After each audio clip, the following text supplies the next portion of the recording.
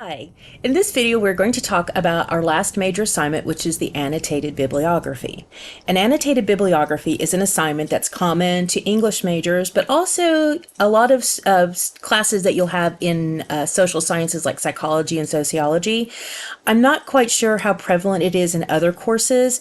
However, the three major skills that you'll be using in the annotated bib are by themselves things that you'll use in other courses. You're just not necessarily going to put them together in this particular format.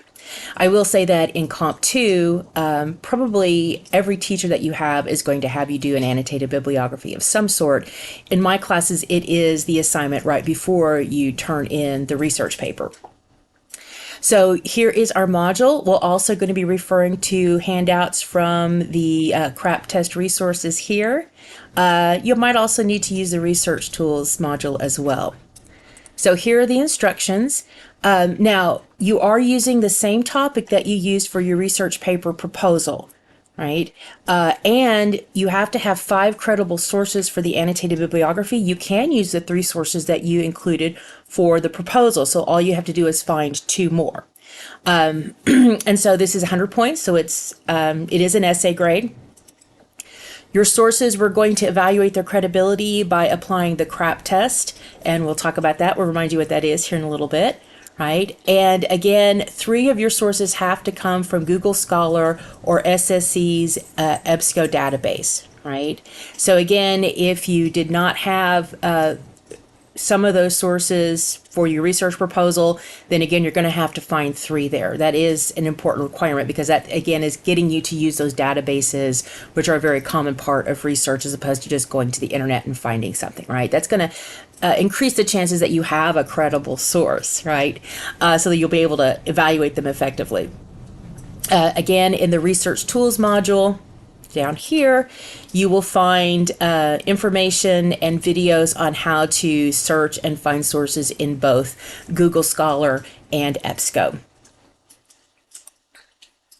You must use MLA9 style. So realize that as you go out to these places and you're finding sources, they may provide a link to how to cite, but they might not be using MLA9. They might be using MLA7, or sometimes you have to actually scroll down and click MLA. It might be defaulted to APA or something, right? So again, it is your responsibility, no matter who is doing that citation for you, that you double check that it matches those requirements. And again, you can find that in the master guide that we used when we were doing the MLA unit.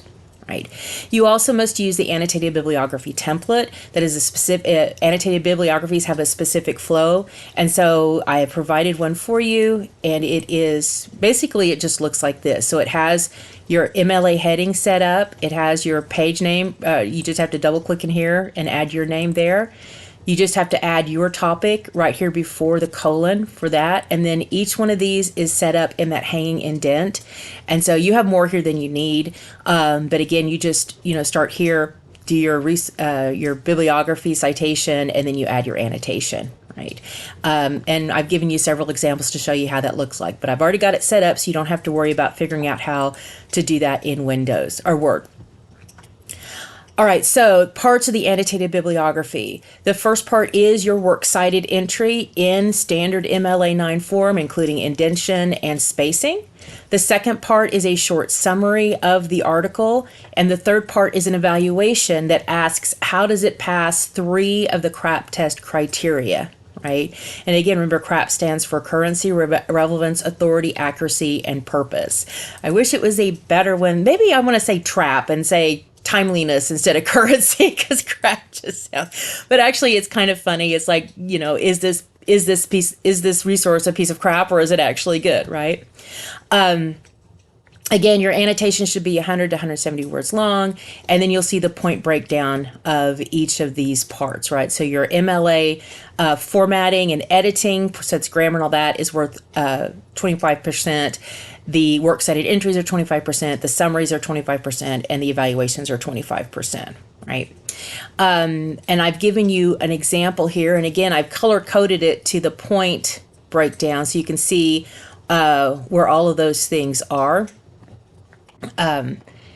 but we're going to look at the breakdown on the guide. So I've also given you a guide that kind of walks you through. I've broken down the annotation into the exact number of sentences you need and what you need to do for each of those. I've given you real specific word counts here. So this is going to help you actually do it. If you follow this guide, you should end up with an annotated bibliography that has all of the required components. Now, how well you wrote it and all that is another thing, but at least you won't lose points because you didn't have a required element, right? So again, that first part is that MLA entry. Again, you're going to be looking for those 9 elements. You've got the master guide to MLA to help you with that. So we're not going to talk anymore about that because we've done that. We had that whole MLA unit. So we're just going to focus then on the summary and then the evaluation. So the summary should be 50 to 70 words, right? It must have no quotations, right? This has to be completely your words. It must not reflect your opinion about the article. You're not evaluating this part. That's the second part. Here you are just telling me exactly what's in the article, right? You must present the major ideas of that writer, right, in your own words. You must not incorporate anything that is secondary support, right? So no evidence, no quotations, no data, no statistics, nothing like that, right? And then you need to have basically 3 to 4 sentences. So your first sentence is going to identify the author and present the thesis of the source. Your second sentence is going to then give us what are those primary support points for the thesis, right? Basically the topic sentences. Now, some articles may have more than 3, and so you might need a second sentence. So you can have 1 to 2 sentences here that explain what the major points are that the author makes to support his argument.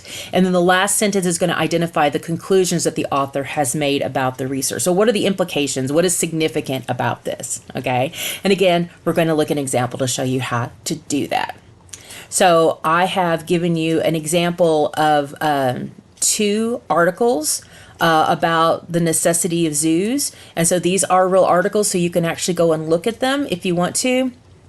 But you're going to see here, notice in the first sentence after my parenthetical, I mentioned the author's name. Check, right? And then here is his argument. He argues that society should shut down zoos. That is what he's arguing, right? So what does he use to support that? Well, here's the second sentence.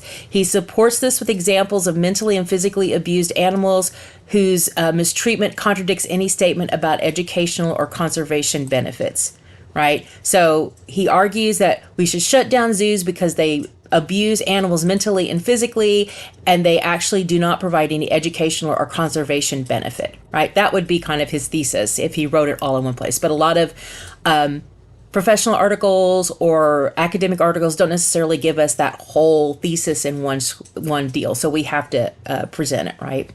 Now, okay, so what then does he conclude because he believes this about zoos? Well, his conclusion is that society imprisons animals for its own selfish needs, and digital technology would replace zoos as avenues to educate students about wildlife.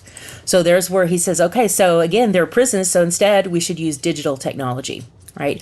So notice there is no evaluation here. You do not know my opinion about whether this piece is credible, whether I agree or disagree with the article. This is just, in my own words, telling you what is going on here. What are the major points? Right now, in the last part of the annotation is when I will then evaluate it, right?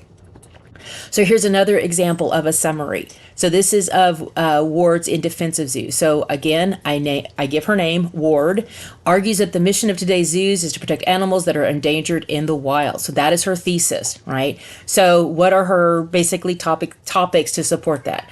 Her reasons for justifying the existence of zoos is not only that they conserve, but they also educate visitors and advance animal research, right? So topic sentence 1 is they provide conservation. Topic sentence 2 is they provide education. Topic sentence 3, they advance animal research. So you can see how the argument lays out there. And now her conclusion, she concludes that being able to see animals up close can stir the passion to protect them, and people who look closely will see the benefits that zoos bring, right? So this is then what she wants people to understand, right? And notice I use concludes, right? That's totally fine to use, her conclusion is, she concludes that, right? She argues that the significance of this is, right? There are all sorts of different ways you can do it. So again, just as long as we see that this is what the conclusion is, you've given us that cue, right? That this is then the wrap up, then you'll be fine. Okay. Step by step guide. Okay, so now the evaluation is where you apply the crap test. So this is going to be 100 to 120 words long, right? And I just noticed that then there is a typo on